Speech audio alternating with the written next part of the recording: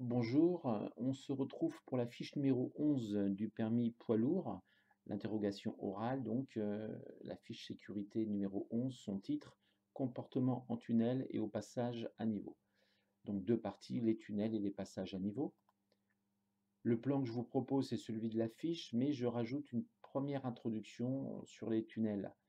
Je demande à mes élèves de connaître cette introduction, qui est intéressante. Donc la voici, tunnel introduction. Donc, il faut savoir qu'en mars 99, il y a eu un grave accident sous le tunnel du Mont Blanc et trait 39 personnes ont trouvé la mort dans l'incendie du Mont Blanc. C'est un incendie qui a été occasionné par un transport de marchandises qui a pris feu au milieu du tunnel, donc un camion qui a brûlé. Le chauffeur, a réussi à se sauver, mais lorsque le camion a commencé à brûler, il y a eu les fumées, qui ont, rendu la visibilité impossible dans le tunnel et c'est ainsi que les gens se sont trouvés, prisonniers.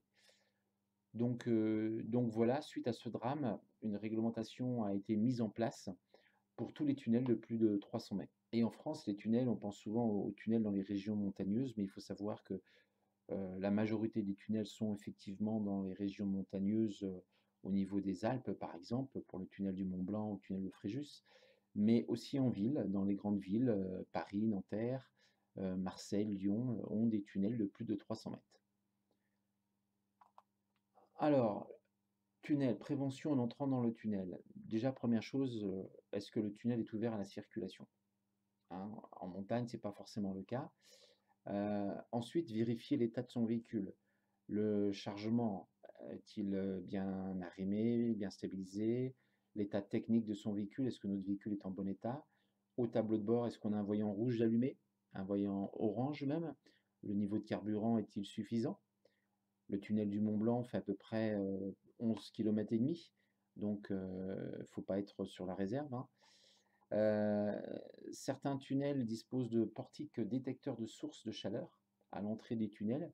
Donc les camions passent sous ces portiques pour détecter, s'il n'y a pas un début d'incendie ou s'il n'y a pas une chaleur anormale au niveau du véhicule. Et on prend ensuite, avant de rentrer sur les tunnels, on prend les informations sur la réglementation à l'entrée du tunnel. Alors on peut avoir, je fais apparaître ici, un panneau où on indique une radio à écouter. On peut avoir aussi donc, la signalisation qui vous indique un minimum. On doit par exemple ici rouler au moins à 50 à l'heure et ne pas dépasser les 70. On vous oblige à avoir un intervalle de sécurité de 150 mètres, qui peut être signalé aussi par des diodes bleues, hein, qu'il y ait au moins 2 diodes bleues entre chaque véhicule. Donc on prend connaissance de tout ça. Est-ce que le tunnel est ouvert aux matières dangereuses? Est-ce que le tunnel est ouvert au GPL, aux véhicules fonctionnant GPL? On allume aussi ses feux sous les tunnels et on se rappelle certaines choses comme, il est interdiction de faire demi-tour ou il peut être aussi interdit de faire des dépassements. Ça dépend du nombre de voies, ça dépend du marquage au sol. Donc voici toutes les choses avant de rentrer dans le tunnel.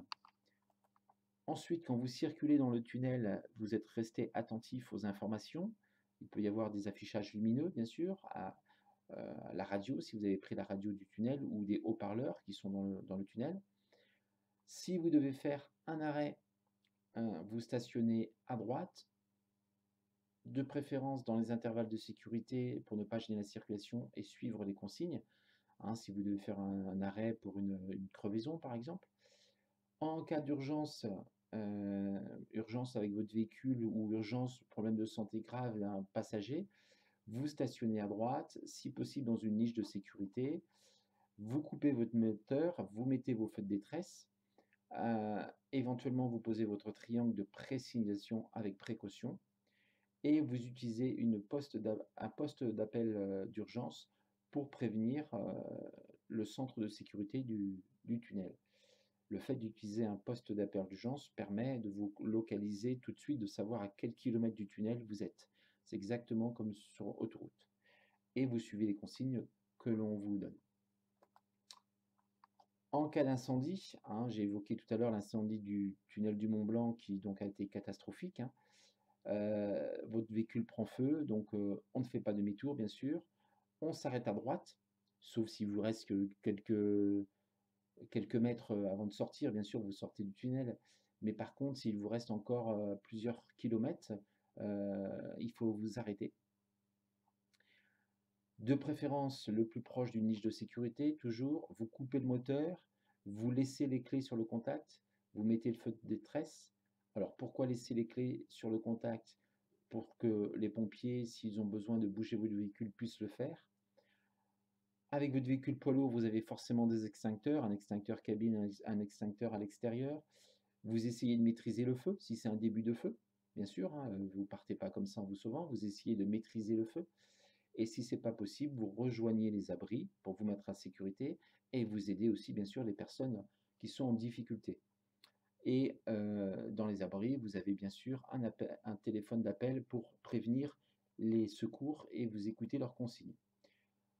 Les services de tunnel distribuent souvent des plaquettes d'information, hein, on retrouve ça, vous voyez, quand vous avez un problème moteur, on vous marque l'arrêt, vous laissez les clés sur le contact, vous mettez vos feux de détresse, vous laissez un intervalle entre les véhicules arrêtés. Si le feu se propage sur un camion, il ne faut pas qu'il se propage sur le véhicule qui est derrière.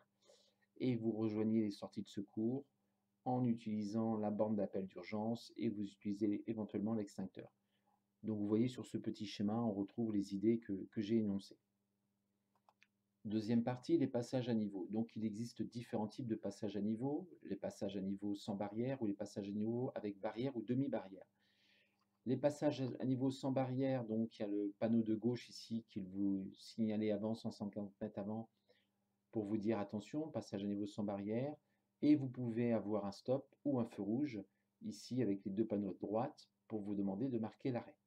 Et ensuite, donc, les panneaux qui annoncent une voie ferrée avec barrière ou demi-barrière, qui sont automatiques.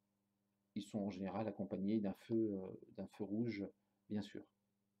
Les passages à niveau, deuxième partie, les statistiques, il faut savoir qu'il y a environ 15 000 passages à niveau, environ, hein, et que la majorité des passages à niveau se trouvent sur les petites voies, vous voyez, voies communales, 68%, sur les routes départementales, 31%, et sur les routes nationales, 0,4%.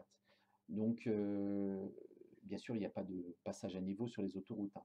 Mais donc, 70% à peu près sont sur les petites voies communales. Les accidents au passage à niveau ont provoqué 19 décès, c'était en 2019, hein, c'est sensiblement pareil actuellement. Et à chaque fois, c'est dû à un problème de comportement, hein. C'est marqué, la quasi-totalité des accidents de passage à niveau est imputable au non-respect de la signalisation routière.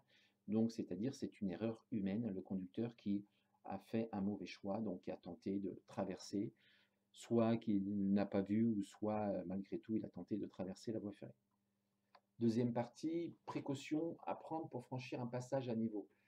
Dans un premier temps, il faut observer avant de s'engager, est-ce qu'on aura la largeur suffisante? Est-ce qu'on a la hauteur pour passer? En général, les camions, c'est 4 mètres, 4 mètres 30, 4 mètres 40 en France.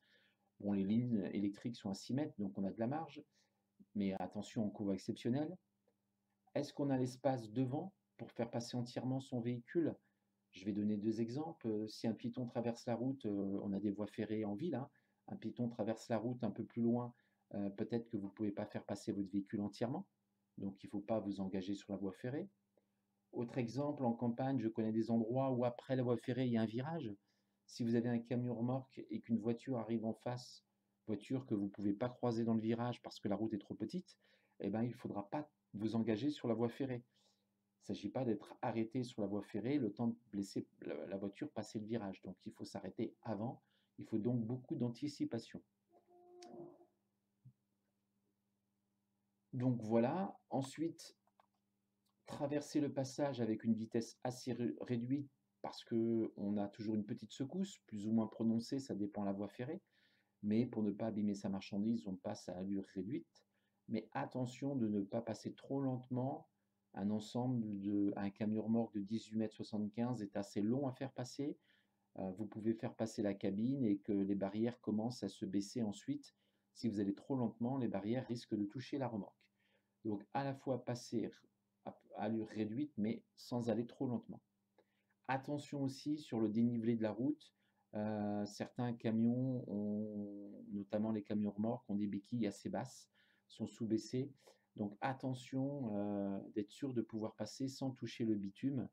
Il y a eu des accidents où des camions sont restés les béquilles ont tapé le bitume, les camions sont restés coincés et le train est arrivé.